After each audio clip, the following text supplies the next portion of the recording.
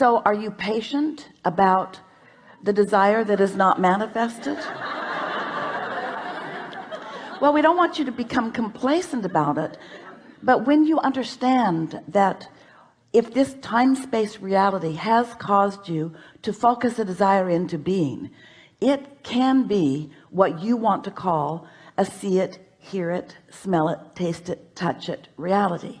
In other words, it doesn't just have to be a dream that you feel good about. It can be a reality that you sleep with or park in your garage. In other words, we want desires to be born, but we want you to be all right with the desire that hasn't manifested fully, because we want you to be satisfied with the early manifestations of your desires. And what are the earliest signs of manifestations? More ideas coming, more ideas coming. The contrast, of course, is the earliest of all. The contrast is what gives birth to it. But once you've given birth to it, you've got to begin to line up with it. Otherwise you can't realize it, you won't recognize it, you can't sniff it out, you can't be on the trail of it, you can't want it and doubt it and be moving toward it. When you want it and doubt it, you're moving away from it. When you want it and feel nervous about it, you're not allowing yourself to be in the receptive mode of realizing it. And the reason that that word realize is such a good word is because your path is being revealed to you all the time. In other words, the source within you knows what you've asked for and knows where you stand in relationship to what you've asked for, and is giving you continual guidance about how to close that gap between the wanting it and the full realization of it. You have come into these physical bodies because you expected full realization of ideas. That's why it is a time and space reality. That's why you have these physical senses to translate the realism into its fullest form. So when a vibration is translated by you, the first thing that happens is you'll have a thought about it, and in the moment that the thought comes, you'll have an emotional manifestation, which is the indicator of how on pitch you are vibrationally with your desire. So when you got here, your physical senses were working so well, you didn't even realize that you were an expert vibrational translator. You just thought that you were seeing and hearing and smelling and tasting and touching. You didn't realize that you were translating vibration into a reality. You are a vibrational being who has the ability to control your vibrational output through focus, and that when you control your vibrational output, you also control what comes into you in terms of a realized life. Because the law of attraction, the most powerful law in the universe, really the one we talk about mostly, says that whatever you are vibrationally emitting is what is coming back to you. Because in your emanation, you set a vibration that equals your receiving. Now, we have not said that to you before. Do you know that you set your receptive mode by your transmission mode? What you focus on is how you focus your dial.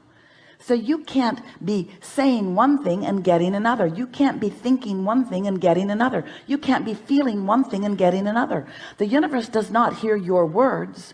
The universe is responding to your vibrational output.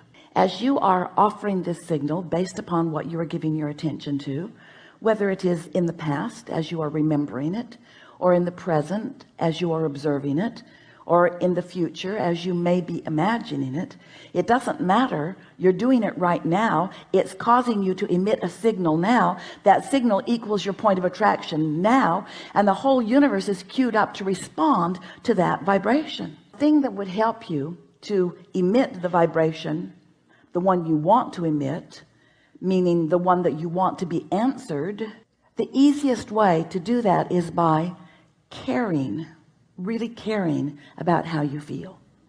Because when you care about how you feel, you're alert to your emotions, you're alert to your emotions, which are your guidance system. Your guidance system, which is giving you constant in the moment feedback between what you've asked for. Another way of saying that is all that you have already vibrationally become, and what you're allowing yourself to realize in its full manifested form. In other words, you want to be aware of that gap, and you don't need to think about closing it tightly all the time, because you can't. Life is causing you to expand continually. You're never going to completely close that gap. So here's how it works. You sift through life. You know what you don't want, which causes you to know what you do want. You emit a signal about it, and vibrationally speaking, you become an integrated being with that new desire that you have discovered. Vibrationally speaking, you become it. We're going to stand over here in the vibrational spot, in what we call the vortex, or the vibrational reality. You have become this newly improved version. Life caused you to become it. Oh, you haven't manifested it yet, most likely.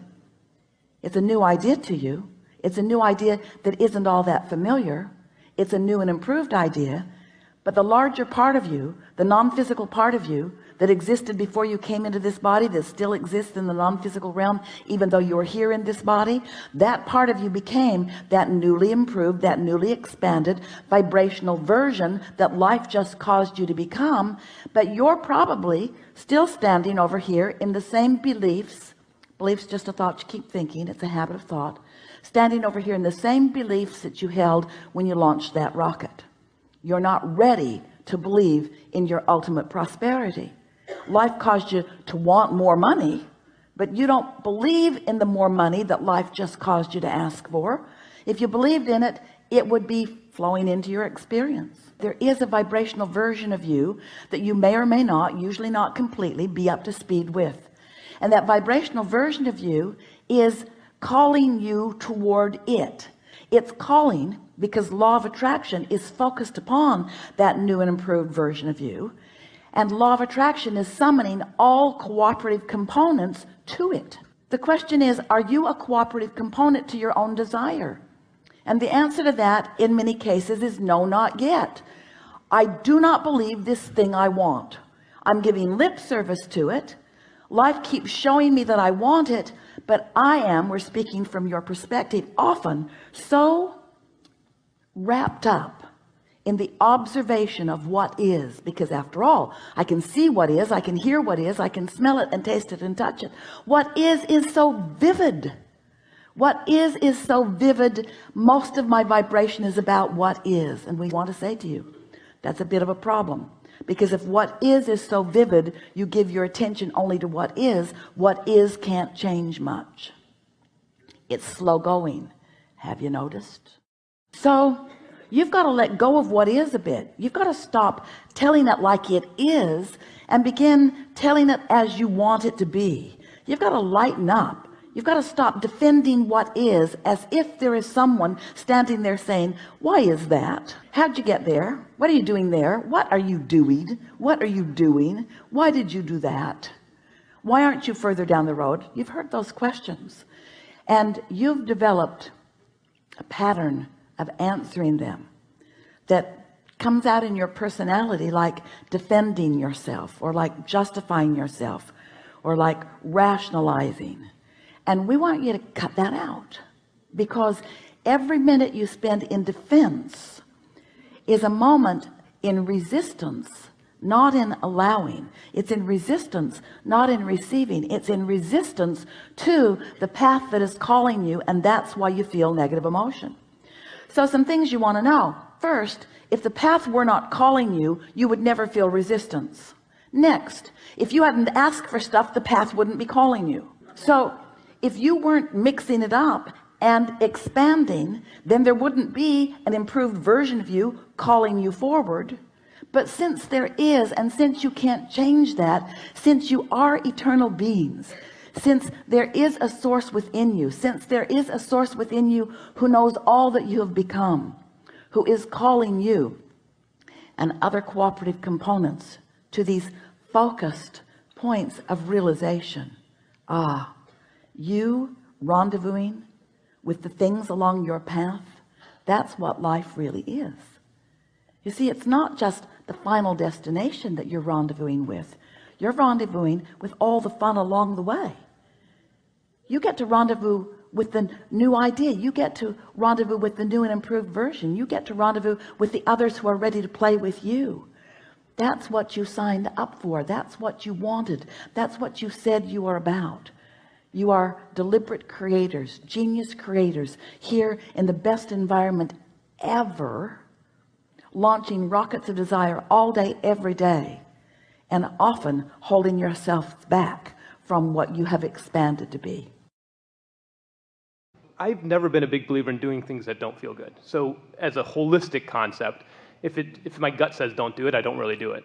But I love exercise. I love feeling healthy. But there's some nights where I get home and I just literally want to drink 5 beers and eat a bag of Doritos. Every now and then I will do that. But oftentimes I'll say, you know what? I know I feel great when I go and get some exercise. And I will force myself to go get some exercise. And afterwards, you know, the heart's beating, the muscles are strong, your posture's good, the blood's flowing, and I feel great. But this is probably the one area in my life where if I don't feel like doing it, I sort of try to make myself do it, and then I feel better. So what's up with that, where I want to eat Doritos and beer and not go exercise, even though I know exercise is going to feel better for me at the end? If you could find, and it's hard to do after the fact, if you could find the thought momentum that led up to that, you would have a clear understanding of what the pre-paving of the beer and Dorito was, and the pre-paving of what the getting to the exercise is, because you can't just take the end result and compare them to each other. You have to understand what the pre-paving momentum of energy was leading up to it. Okay. That's the most significant thing. Another thing is that every desire is really two subjects. It's what is wanted on one end and what is not wanted on the other end, or the absence of what is wanted on the other end. Sometimes you may be approaching your desire in a way that is more counterproductive, and so it almost inspires the opposite. It's sort of like somebody trying to boss you around and tell you to do something, and you just want to do the very opposite of what they're saying. You can't make me do that, you said to your mother when you were a child. Or maybe you didn't, but maybe you did, but maybe you didn't say it out loud. You know how you say that once you make yourself do it, and then you slip into that known behavior, and the cooperative cells of your body begin to play their role, and then you begin to enjoy it. This is why often people say, well, if I just make myself do it, I just make myself do it, and then I begin to enjoy it. So what this conversation really is about momentum.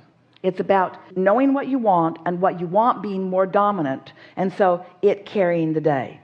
But the way you can move into what you really mean to do and what you really want to do without that uncomfortable time of needing to make yourself do it is by doing it with the momentum of your thought. Sit with a focus wheel. A focus wheel, you know about it? Just take a page and draw a circle in the center and draw some circles around the outer edge. And in the center, make a statement of something that really means something. I love my good feeling body, or I love the vitality of my body. And then just make some statements.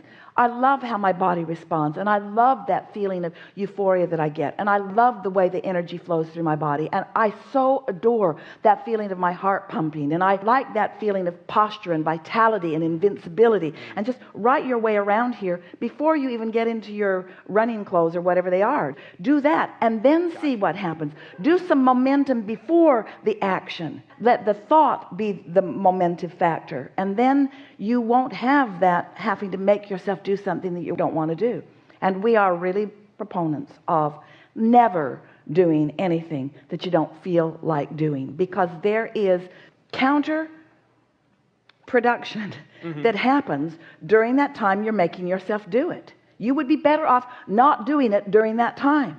And you say, but it led me to something that was really good. And we say, yeah, and it was almost as good as if you hadn't had to go through that time, but it isn't as good. Even when you get to the good stuff isn't as good as the good stuff would have been, because you had to go through the bad stuff. You follow? It's like taking your train 80 miles an hour that way before you decide to take it 80 miles an hour that way. And we say, don't take it 80 miles an hour that way. Do it with thought. Get your momentum going, and then get into the receptive mode, and then. So when we say we wouldn't do anything that we don't feel like doing, that's the same thing as saying get into the receptive mode and then. Really good conversation. Thank you so much. Yes, That was indeed. really fun. Yes, indeed.